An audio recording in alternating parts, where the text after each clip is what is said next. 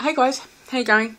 So today is the 17th of July 2014. This is my 12-week post VSG update. I had my vertical sleeve gastrectomy done on the 24th of April 2014 in Wangaratta by Mr. Adam Chikowitz. So my measurements, I started at 130 kilo or 286 pound. Last week I was 145 kilo or 230.4 pound, and this week I'm 103.2 kilo or 227.5 pounds. So this week I lost 1.3 kilo and 2.9 pound.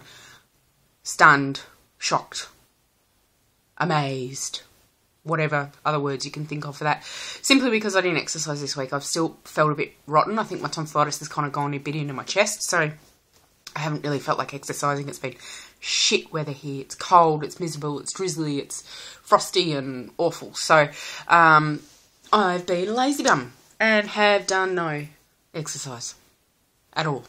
I mean, maybe 1 or 2 walks this week. That was it. So I was a bit shocked. And then I also did my measurements because it's an even numbered week.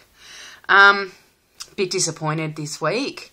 It's been 2 weeks obviously since my last measurement, and there was no change on my neck, no change on my bust, no change on my left or my right arm, no change in my waist.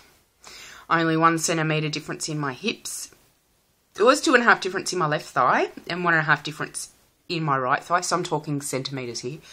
0.5 centimetre on each of my calves, and that's it. So interesting now, like, it's not the top half of me now, it's the bottom half that's starting to shift, but really quite disappointed.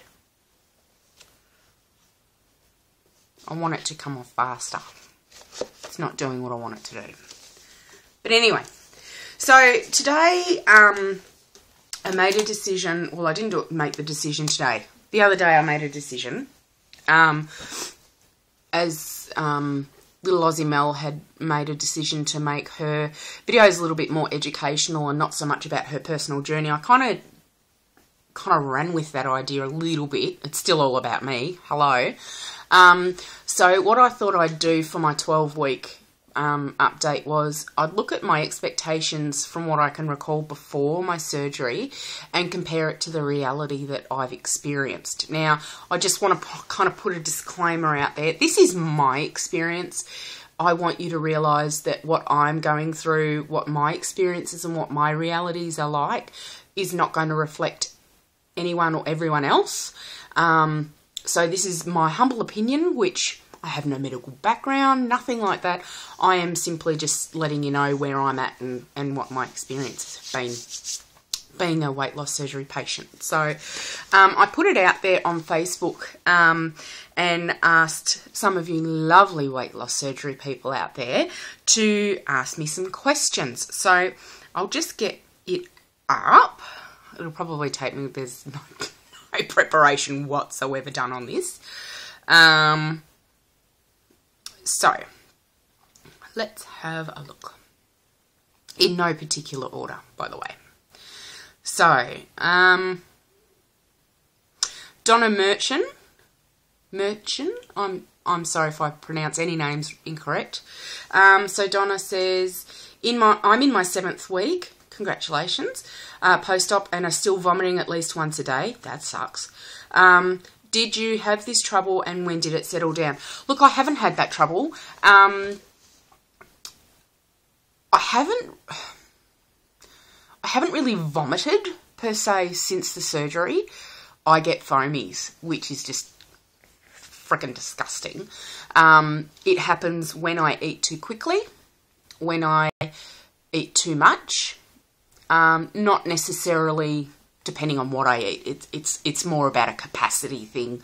I shovel food in my face, always have, so I eat very quickly and then I don't listen to the signals enough. And often when I do get to a point of getting my foamies, I'll go, yeah, I knew I didn't need that last 1 or 2 bites.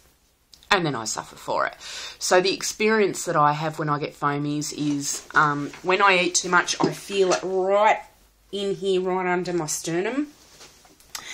And it feels solid, like a big lump of cement's there. And it feels like it's creeping up. Like if I bent over, everything would just fall out. It's disgusting, and I feel like shit for like probably half an hour or so, and there is some discomfort put around with it, and then I just spit up all this foam. It's like excess saliva and all. It's basically my digestive system's trying to do what it needs to do, but there's not enough room for the digestive juices to go but up. So to answer your question, Donna, no, I don't vomit. I do foamies. So I'm sorry I can't answer that effectively for you, I'm sorry, but I really hope that it clears up very soon for you. Next person is Angela May Zerber, who asked, did you expect to lose weight much quicker or slower than I did, or that I have been? Look, this is a bit of a weird answer. I'm not sure how this is going to go off. I'm really happy. I don't think I had an idea of how quick I thought it would come off. I didn't have a set amount, like a set number. I didn't think, right, I want to do 2.25 kilo every week and la la la la la la la la la. I didn't have that. I think I did, and I've just been thinking about this lately. I think I had it in the back of my head, randomly, that I'd just wake up one day and be a size 10. That obviously hasn't happened. I do get frustrated. I'm not frustrated with my kilo. I'm frustrated with my sizes and my measurements. So I don't really have an answer for that, because I didn't really have an expectation of a specific amount that I wanted to lose. I know I am actually I'm fairly average, if not a little faster to lose than a lot of people. But I'm not losing sizes as fast as other people. Yeah. It's such an individual experience though. Little Aussie Mel. She'd be curious to know what my expectations are now for the future, now that I'm 3 months post-op and are a bit more familiar with life with the sleeve. For example, what weight do you hope to be at your 1 year surgiversary? At what point are your food and what are your food expectations for that point? It will be interesting to compare again at that mark. Yes, it will be. I hadn't thought of that.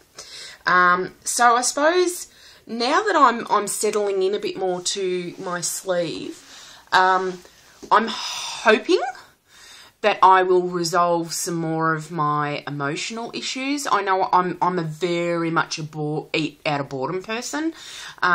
So when I'm sitting at home by myself at night and the kids are in bed and my husband's at work, I eat. I want to eat. I just can't eat as much.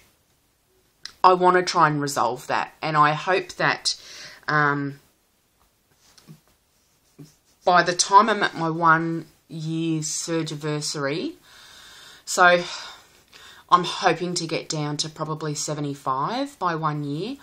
So I started at 130, which is, I think it was like one BMI point away from super morbidly obese. So I was very large to start off with. And I've so far lost, as of this morning, 26 odd kilo, which is fantastic. But I still have 40 kilo, or almost 40 kilo to go. So I've still got a long way to go. And I know that it's going to peter off at the end. So I'm hoping to be about, 10 to 15 kilo from goal by my 1 year surgiversary. And what will my food expectations be for that point? Again, trying to resolve the snacking. I think being a bit more deliberate and not having food as food in my forefront all the time. It's still, I'm always thinking about food. I just can't eat it now. So, did that answer it? Probably not. Angela May Zerber again. Have you got any reflux? And if so, when did it start? No, none. Very lucky. Bernie Smith Abuziad, were you scared you would fail? I've been fat all my life and I want to hear from someone like me. What if I have this surgery and tell people and fail? I think every single person who has this surgery thinks that they're going to fail. They're going to be the one person that the sleeve won't work for. They're going to be the one person who's going to screw it up. And they're going to be the one person who's going to, be the laughing stock because, oh my God, you couldn't even succeed with most of your stomach removed. Everyone has that fear. I have learnt you just have to trust the process and hope that it works. Yeah, I still think, oh my God, I'm so screwing this up. And it surprises me that I lose over 1 kilo every week. So yeah, I did have that fear. And I think everyone, as I said, everyone who's gone through this and has made that decision to have surgery, yeah, I think we all have that fear. What was your recovery straight after hospital like? That was Kim Dunn. I was really lucky. I had no shoulder tip pain. First day, I don't remember much of the first day at all. I don't remember waking up in recovery. I don't think I did. I think I just got sent straight to my room. The first couple of days were rough. Pain, uncomfortable, a lot of emotions. And that's all very normal from what I hear. But I was very lucky.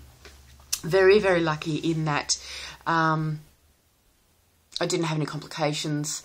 I was, you know, I was, yeah, my recovery was great. It was textbook pretty much. So I was really happy with that. So let's go to somewhere else because there's more. Jennifer Bleacher. Oh, Jen, I like you. Okay, Jennifer, what is your favourite thing to do now that you couldn't do before surgery?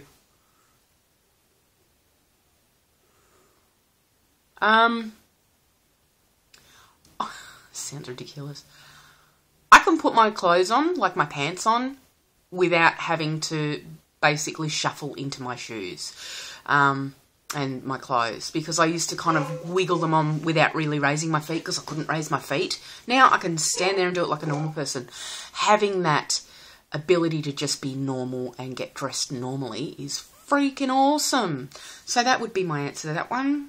My favourite thing to do now is get dressed without looking like a dipshit.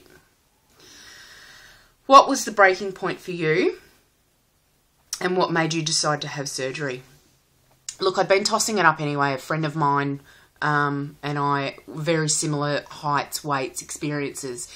And she'd come to me and said, I'm considering doing the surgery. And I kind of went, oh, okay, I didn't think of it. So then I started looking into it and I thought, oh, that looks pretty good. And I was tossing it up for about 6 months.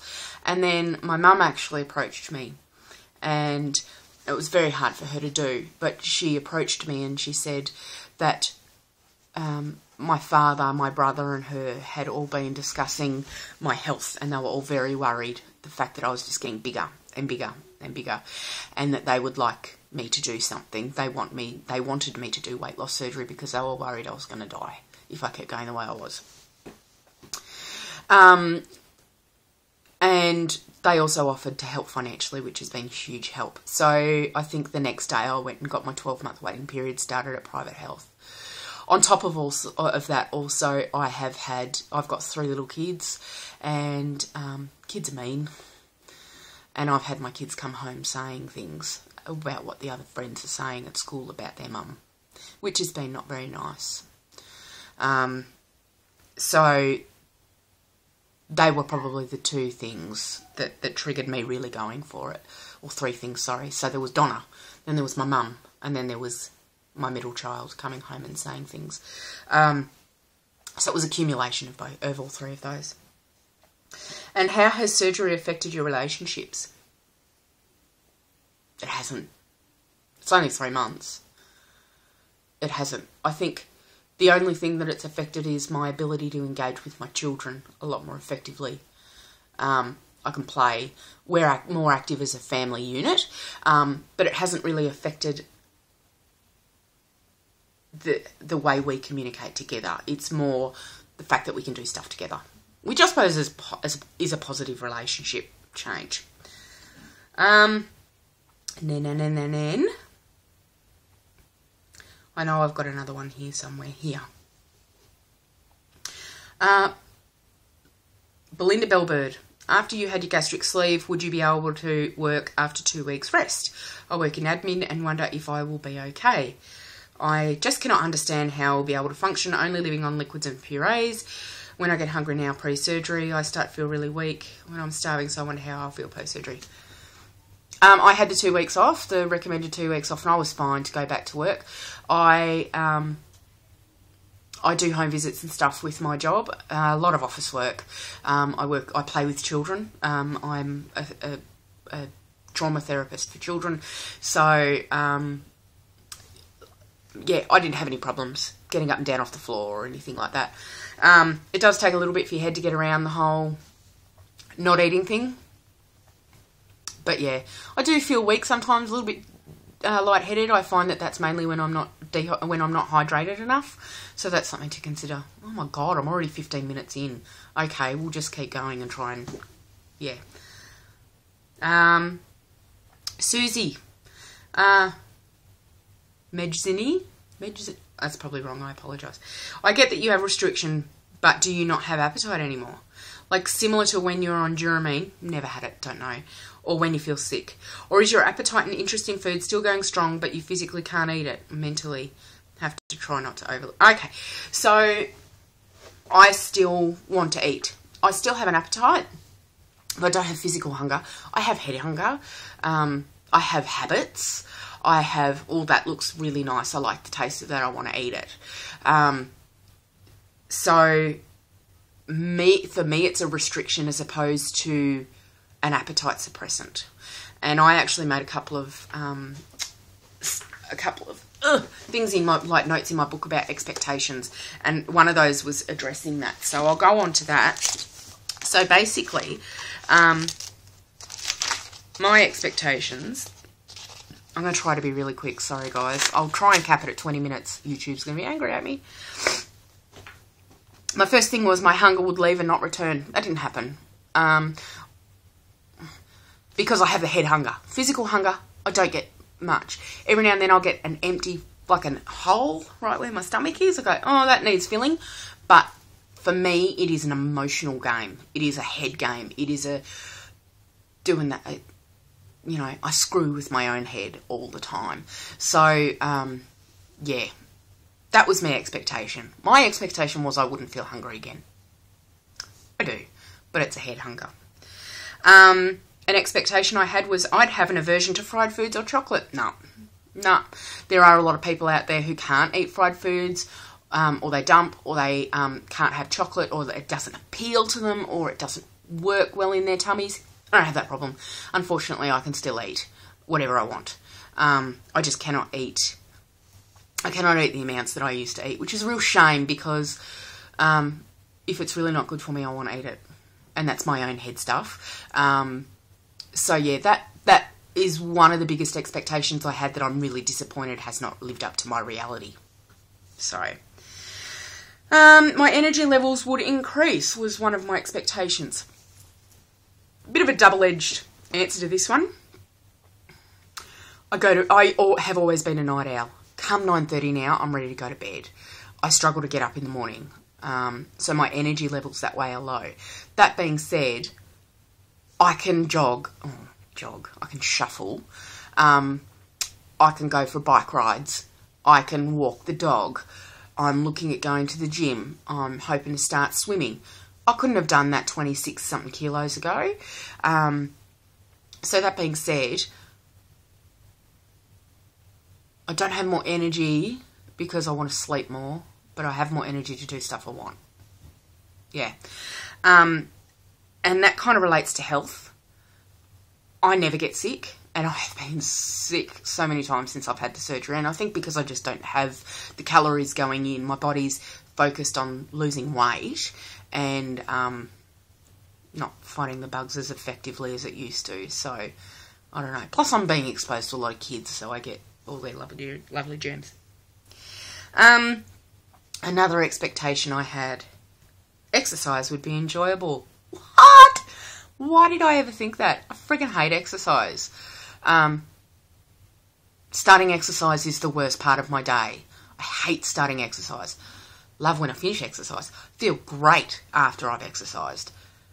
It's a shitstorm trying to get me to do it though. So that was an expectation that hasn't lived up to the reality.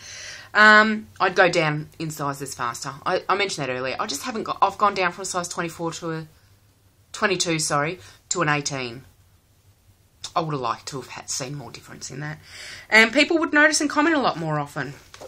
Why do people not say to me all the time how fabulous I look? Like, really? I thought it would be a topic of conversation a lot more than it is. It's not. Anyway.